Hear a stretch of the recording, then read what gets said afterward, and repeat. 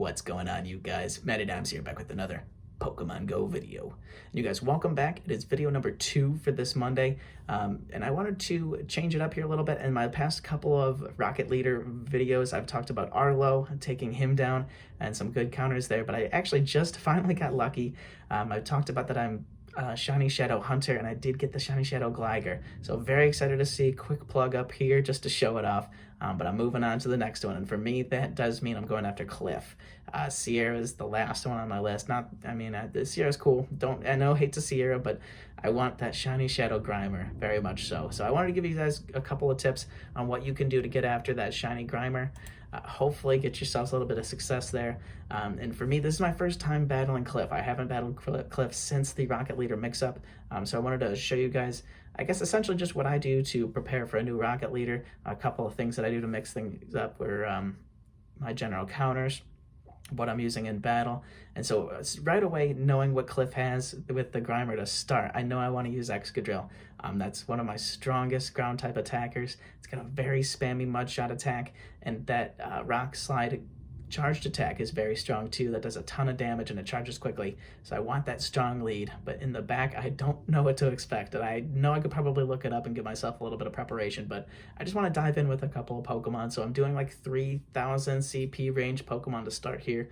And I'm just kind of mixing it up. I had a lineup already set in here before with a Mewtwo and a Kyogre, and I wanted to get similar type Pokemon, so I'm just kind of diving in with a water, or with that Gyarados there and that Mewtwo. So we're going to dive right in here, guys. The Excadrill in the lead is doing a ton of damage right off the bat with these mud shots, so I know I'm going to be able to get some rock slides off, and I'm going to start building some energy here.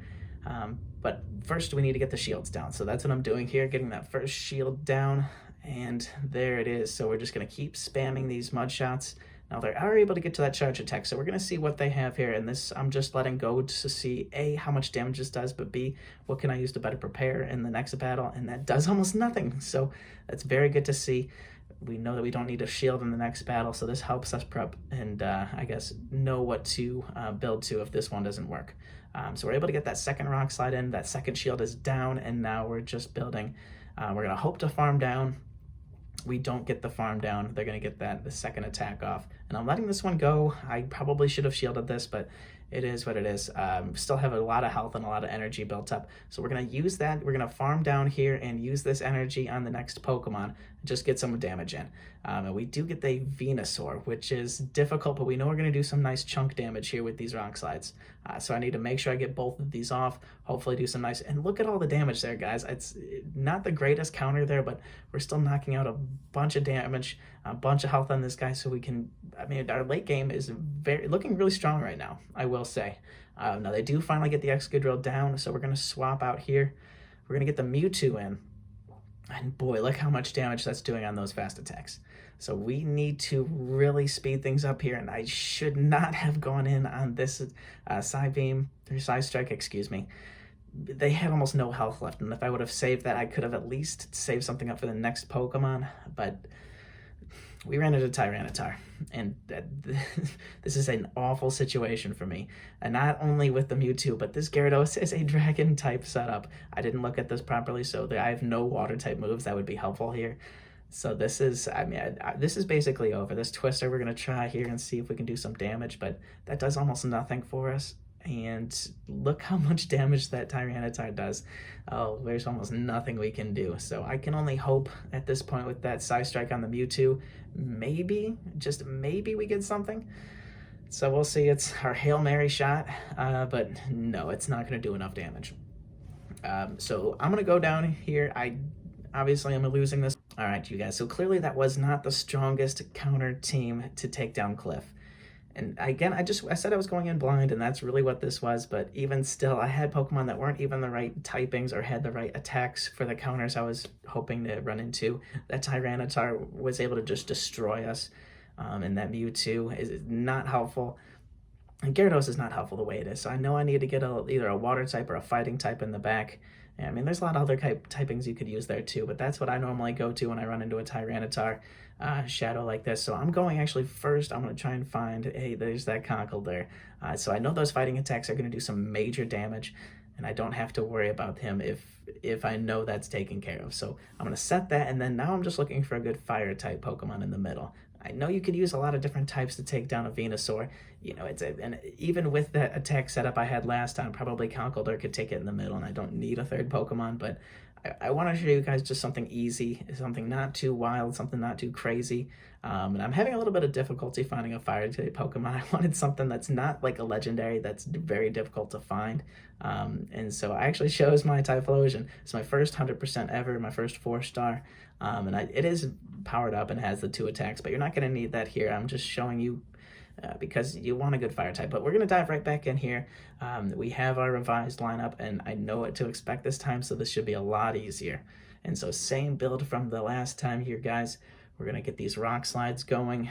We're just spamming mud shots, and I'm building a little bit more than I was last time. It doesn't really matter either way. And even with shields, you guys saw I didn't use any shields last time, and it didn't work out in my favor. So I'm actually going to use a shield here, save my Excadrill a little bit of health while I get these rock slides off.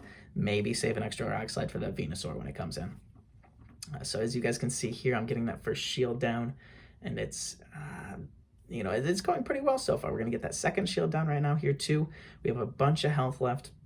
We're getting a decent amount of energy saved up. I mean, we're getting there. But we're just very well set up for this first battle. So not too many surprises here. We get that second charge attack from them. We're going to let it go. I know how much damage it does, so I'm not really that concerned about it. And yeah, like it barely a dent. Not even that much. So we're sitting very well. We've got a bunch of energy saved up, and I'm going to use that first rock slide here. You guys may notice here in the bottom corner, though, I am losing a ton of health. And I wasn't really looking at it. I wasn't paying attention well. So I am going to get that first charge attack off. Boom, and a bunch of chip damage. But I was not well prepared for that second charge attack. So they hit me a little bit sooner, and I put myself in a predicament where it could be a little bit more challenging to take down, even with these counters.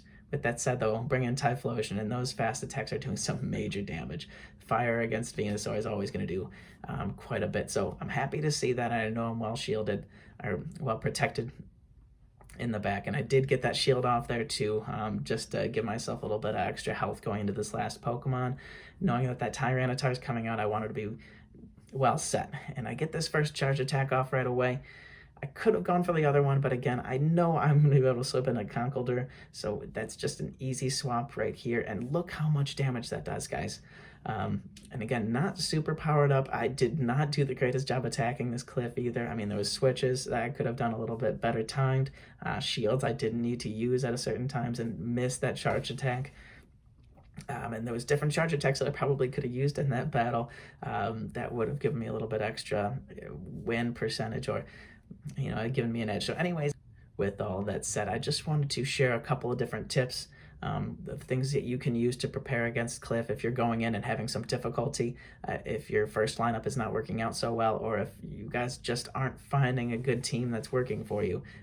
Check something like this out. It's pretty easy access.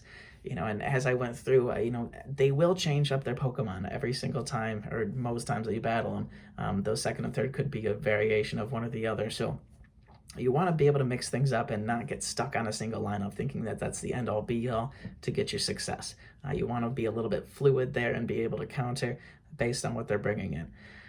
That wasn't the greatest example because obviously all those mistakes I made, but I was still able to get the win and still able to move forward here. And obviously you can keep building and learning every single time you battle.